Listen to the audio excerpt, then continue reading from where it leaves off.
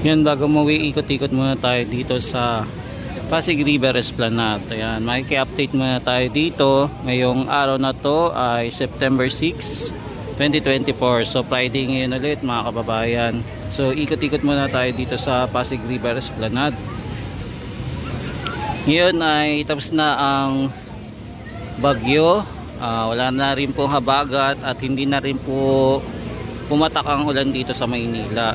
So marami na naman tayong kababayan na nandito at namamasyal na naman dito sa Pasig River Esplanade. So buhay na naman ang Pasig River Esplanade at maging ang mga tindahan ay bukas na rin. Dumami rin po yung pagpunta natin netong kasagsagan ng ulan, halos konti lang po yung namamasyal. Pero ngayon ay marami na naman tayong kababayan na namamasyal dito sa Pasig River Esplanade. So buhay na naman ang Pasig River Esplanade. Yung nakaraan na pagpasyal natin at maulan, halos malagos town po ang Pasig River Esplanade.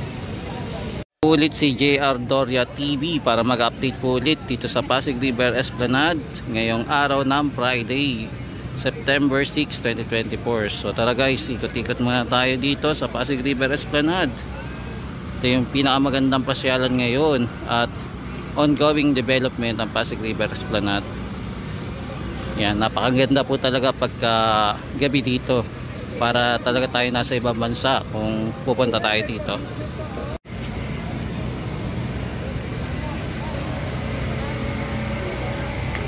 Yan, so makikita po natin na iba't ibang mga kababayan natin ang pumupunta dito sa Pasig River Esplanade.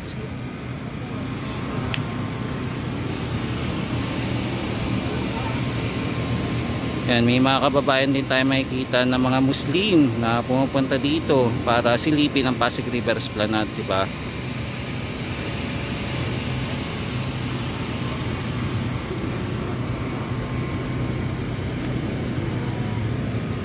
Tapos itong pailaw, napakaganda din.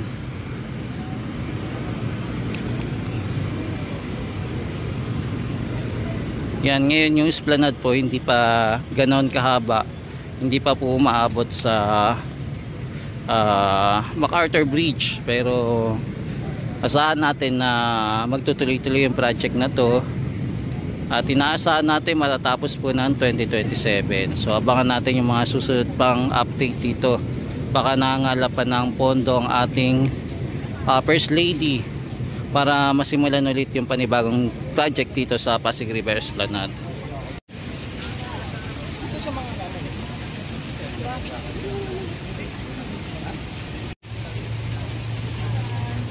Yan, nandito po tayo sa unang esplanade na ginawa.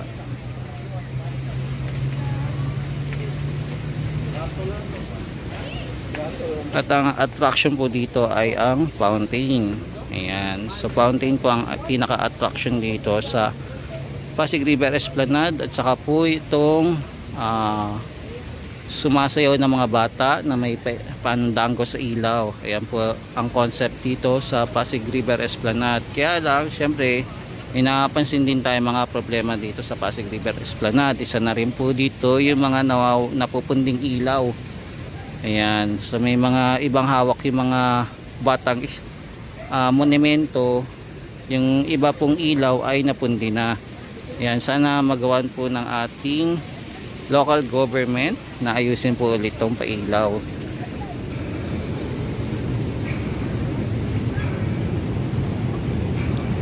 Ayan, tuloy-tuloy po yung magandang panahon dito sa Pasig River Esplanade. At pag nagagabi talaga, lalong tumitingkad ang ganda ng Pasig River Esplanade.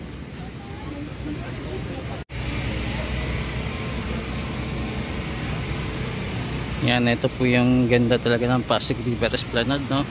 Panalong panalo talaga. Yan, sana mga kababayan makapasyal tayo dito. Ayan, so napansin natin itong ilaw na naman, pundido, at saka ito sa kabila, pundido din.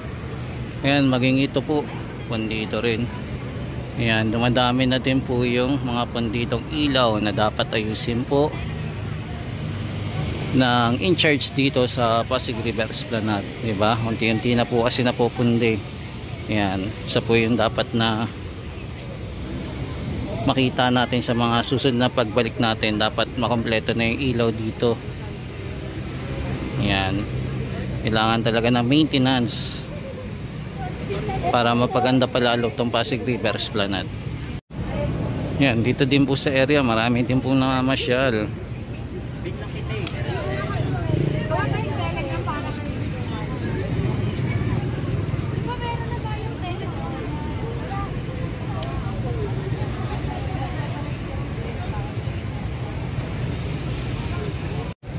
Yan, napansin din natin ng mga kababayan natin nagpapapicture sa magandang statue at fountain.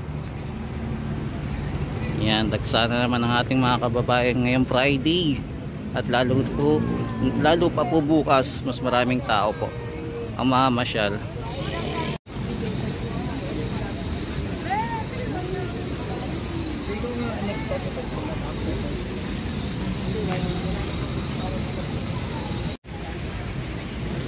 Yan, silipin din natin yung sa kabila. Sa phase 1C naman, silipin rin natin.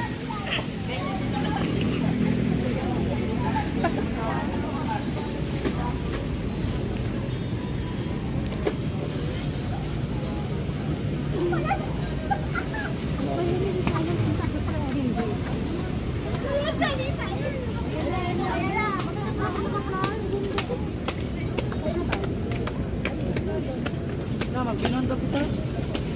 Kain-kain.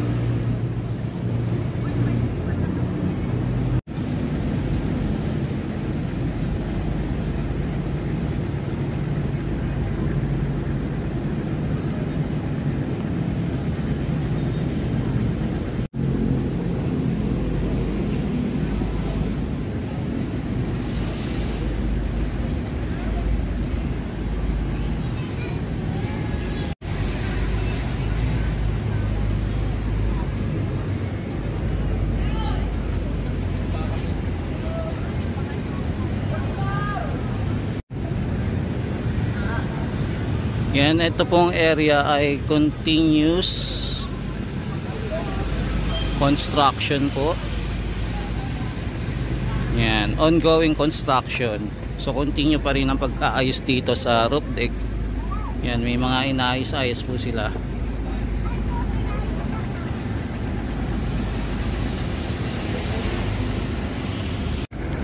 Ngayong oras ay 8:19 na po, pero mapapansin natin marami pa rin pong namamasyal dito sa Pasig River Esplanade. Yan.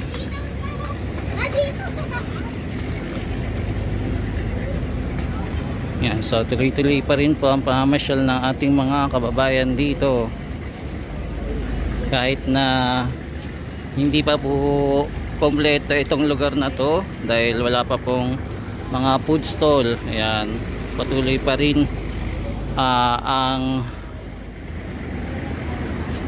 construction dito sa area. Ayan, para lalo pa mapaganda ang Pasig River Esplanade. So may napapansin tayong tagos ng tubig na kailangan din ayusin. Ayan.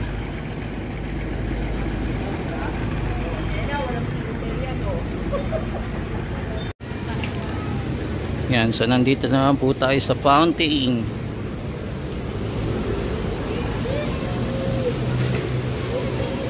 Yan, taas ng fountain sa gitna.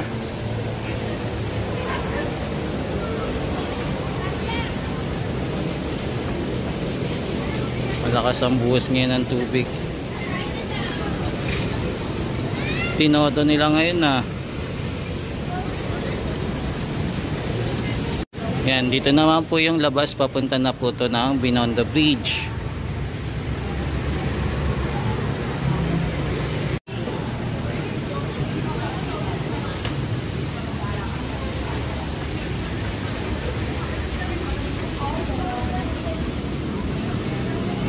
Yan, ito pa rin po yung conference hall na hindi pa rin po tapos at ongoing construction pa rin. Ayan.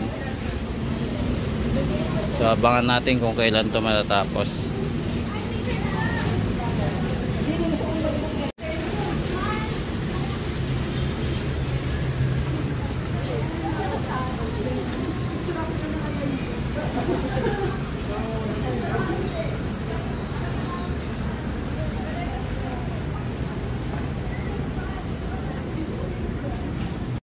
Yun o, yung tiles pala na ilagay na dito.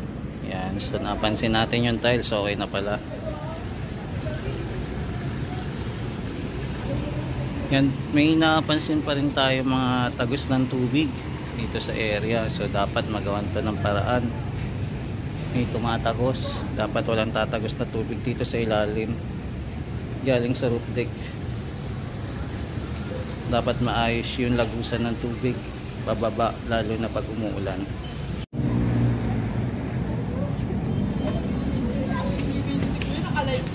Yun, meron pa lang ano dito nagawa. Tuloy-tuloy pala yung paggawa dito. Akala walang gumagawa ngayon. So may gumagawa pa rin kahit gabi. Yan, tapos nila yung CR ditong area. Ayan, tapos nila sa dito. Ayan, sina kuya. Mukhang may 24 hours na paggawa pala dito sa area. So yung CR tinatapos na nila. Ayan, alamin natin kung sa susunod na update kahit bukas, tignan natin kung kamusta na yung development dyan sa mga CR. Yan, sa ngayon yung ilaw nakasarado ngayon, binuksan.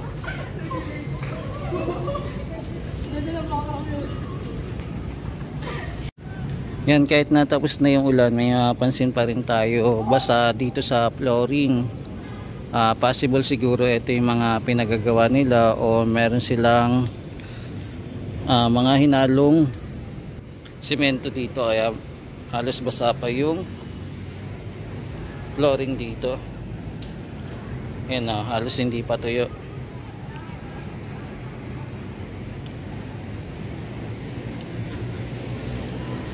Yan, so makikita natin yung Binondo Intramuros Bridge na natapos na yung project.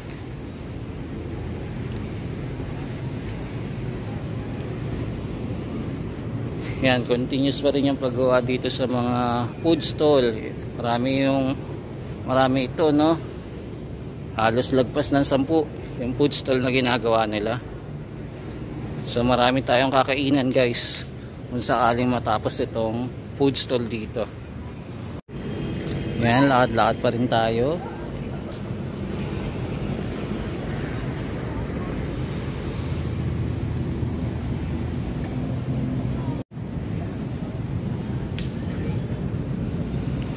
Anong gagawin yan? Yan ka tumayo. Ayun pa. Ano nga ba yun? Parang nakakatakot siya. Baka malunod ka! Kasi ito yung hagdanang ginagawa na pala dito sa area. Ayan. So gumagawa na sila ng skeleton para magkorteng hagdanan. So tinatayo na nila para magtugtong dito sa Binondo Intramuros Bridge. Ayan. So ito, hagdanan pala to. So abangan natin kung kailan to matatapos. Connected pala ito sa roof deck, kaya pala naka-open. Yan, para saan kaya itong pinakamaliit na kwarto, no?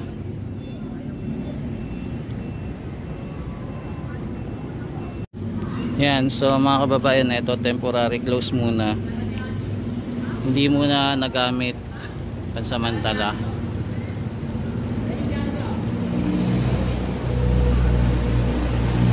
Yan, so abangan natin kung kailan maayos itong flooring kasi na-delay dahil na rin sa patuloy na pag-ulan dito sa Metro Manila, kaya postponed.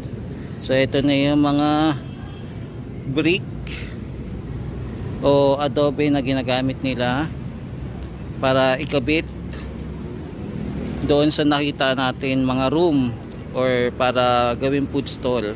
Ayan. So dito muna nakatambak, maging ang mga hollow blocks.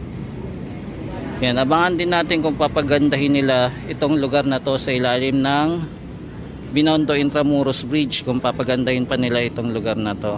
O ito lang part ng esplanade lang yung gagawin. Yan, so wish pa rin natin makita yung extension dito papunta sa Port Santiago na na-delay. Ayan. So ito na po yung tinatawag na Mexico Plaza. So meron gagawin din po itong area na to, so abangan din natin kung kailan gagawin.